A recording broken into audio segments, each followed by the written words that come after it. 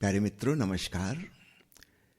सदगुरु ओशो के द्वारा सुनाई एक बहुत प्रेरणादायी कथा आपसे कहता हूं। जर्मनी से एक बहुत बड़ा विचारक, यूनिवर्सिटी का प्रोफेसर, जैन बौद्ध परंपरा की स्टडी करने के लिए जापान गया हुआ था। एक ऊंची पहाड़ी पर चढ़कर जैन मठ में उसने प्रवेश किया। खूब थका मांदा था, भूखा भी था। उसने बड़े गुस्से में दरवाजा खोला, अपना जूता उतार के पटका। न जाने किस बात पे नाराज था। भीतर बैठा हुआ जैन मास्टर यह सब देख रहा है। जब वह उसके पास पहुंचा और विनती की कि मैं जैन बौद्ध परंपरा का अध्ययन करने आया हूं, कृपया मुझे कुछ उपदेश दीजिए। उस जैन सदगुरु ने कहा, पहले तो तुम वापस जाओ और जिस प्रकार हिंसात्मक ढंग से तुमने जूतों को पटका है उनसे क्षमा मांगो, दरवाजे से माफी मांगो। कैसा भड़ाम से तुमने दरवाजा खोला, जैसे दरवाजे से कोई दुश्मनी हो, और जूतों को ऐसे पटका जैसे उनसे कोई शत्रुता हो। इन जूतों ने तो रास्ते में तुम्हारी कंकड़ पत्थरों से, कांटों से रक्षा की है, उनको तो धन्यवाद देना चाहिए। इस दरवाजे ने तो तुम्हें भीतर प्रवेश का अवसर दिया है, जगह दी है। उसके प्रति ग्रेटिट्यूड, अनुग्रह की भावना होनी चाहिए। जाओ माफी मांगो, इसके बाद आगे बात करेंगे। उस प्रोफेसर ने कहा, क्षमा करिए, शायद आप जानते नहीं, मैं विश्वविद्यालय का प्रोफेसर हूं। ये कैसी बचकानी बात आप मुझसे कह रहे हैं कि जूते से माफी मांगूं, दरवाजे से क्षमा याचना करूं? उनमें कोई प्राण है क्या? कोई जूता कोई जीवंत वस्तु है क्या? उस जैन मास्टर ने कहा, तुम तो बड़े समझदार मालूम पड़ते हो।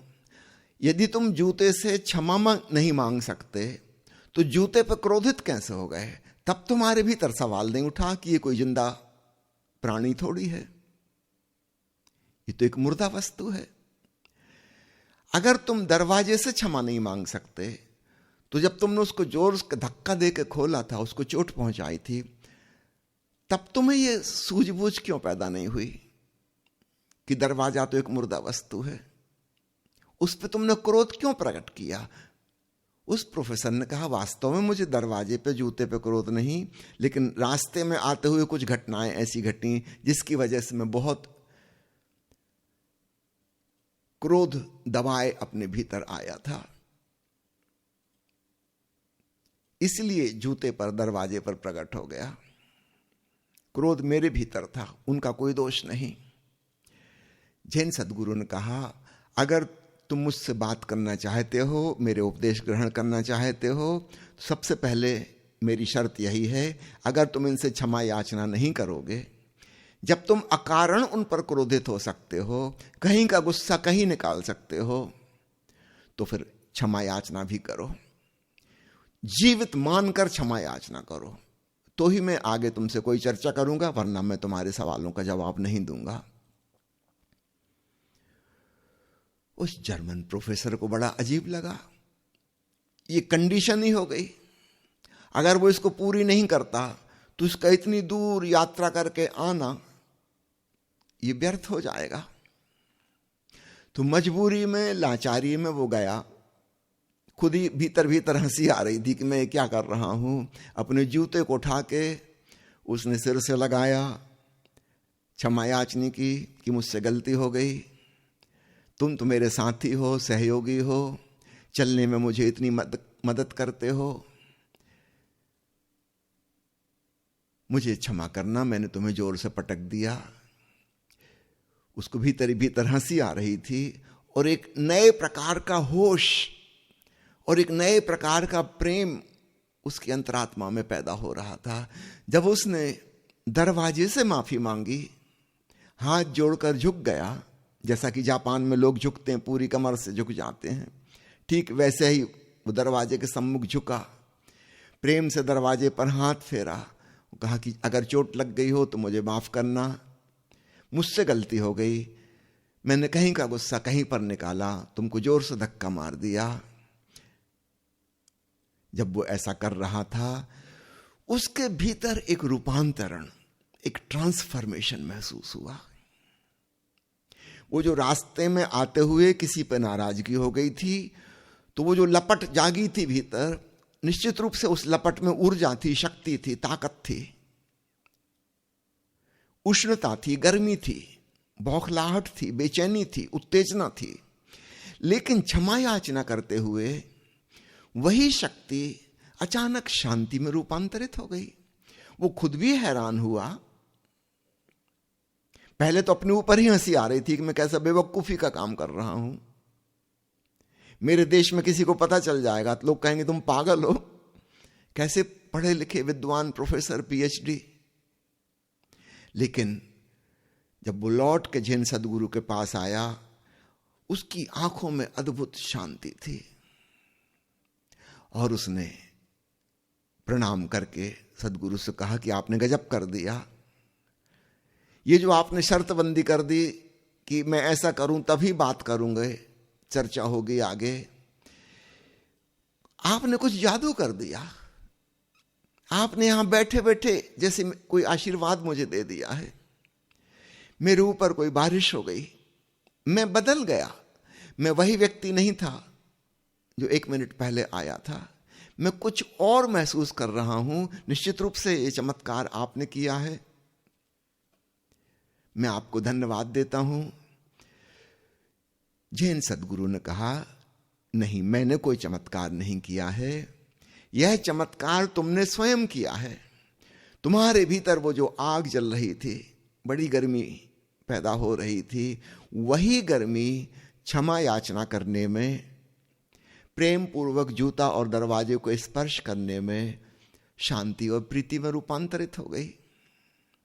मैंने कुछ नहीं किया, तुम ही ने कुछ किया है। अब इस बात को समझो, मेरा पहला उपदेश यही है, जब भी तुम्हारे भीतर नेगेटिव शक्ति पैदा हो, तुम उसे खूब पॉजिटिविटी में कन्वर्ट कर सकते हो। ये सूत्र तुम्हारे हाथ लग गया, इसलिए मैंने आग्रह किया था, जिद की थी कि ऐसा करो।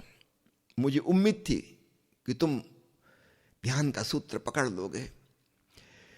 हमारे भीतर जो जीवन ऊर्जा है वह नेगेटिव अथवा पॉजिटिव दोनों ढंग से प्रकट हो सकती है। एक उदाहरण से समझे, जैसे विद्युत ऊर्जा है, इलेक्ट्रिसिटी, आप गीजर में से बहा देंगे, हीटर में से बहा देंगे तो गर्मी पैदा हो जाएगी, और एसी में से, कूलर में से बहा देंगे तो ठंडक पैदा हो जाएगी, फ्रिज में शीतलता पैदा हो जाएगी, बर्फ जम जाएगा। अब मैं आपसे पूछूं, बताइए इलेक्ट्रिसिटी गर्म होती कि ठंडी, आप क्या कहेंगे? आप कहेंगे कि ऊर्जा तो न्यूट्रल है, न पॉजिटिव है न नेगेटिव है, न गर्म है न ठंडी है। हम किस उपकरण से उसे गुजारते हैं वह वैसा परिणाम पैदा कर देगी। तो जैसे बाहर की बिजली के बारे में हम समझ गए, ऐसे ही अपनी लाइफ एनर्जी के बारे में समझें। उस जैन सदगुरु ने बड़ी मुद्दे की बात कही।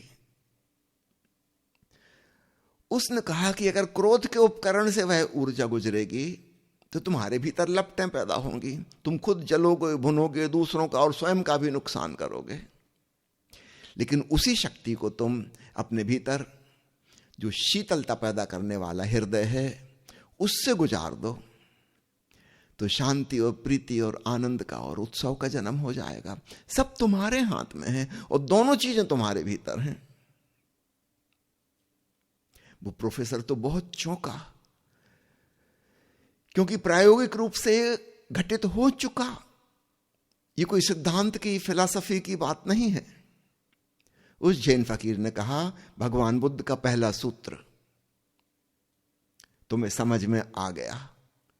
समझाने से समझना आता, लेकिन प्रैक्टिकली तुमने बात को पकड़ लिया। अब इस सूत्र को जगह जगह अपनी जिंदगी में अपनाना और तुम पाओगे हर नेगेटिव परिस्थिति को तुमने एक पॉजिटिव स्थिति में बदल दिया। सब कुछ तुम्हारी मन स्थिति पर निर्भर है।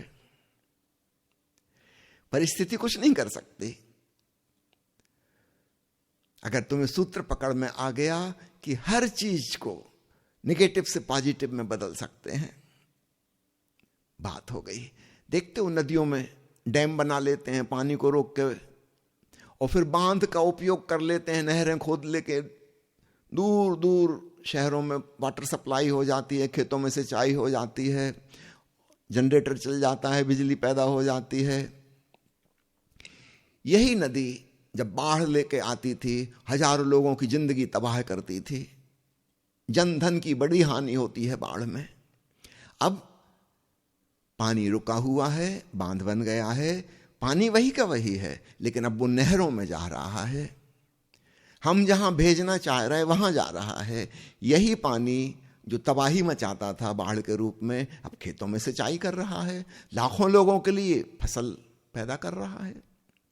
यही बिजली बन के अंधेरी रातों को रोशन कर रहा है, वही पानी। पॉजिटिव ढंग से हमने शक्ति का उपयोग कर लिया। तो जो समझदारी हम बाहर की शक्तियों की कर रहे हैं वैज्ञानिक उपकरणों का प्रयोग करके, ठीक वैसे ही अपने भीतर भी अध्यात्म का उपयोग करके, ध्यान का उपयोग करके एक सेल्फ ट्रांसफॉर्मेशन किया जा सकता है। ध्यान आत्मा का, चेतना का विज्ञान है।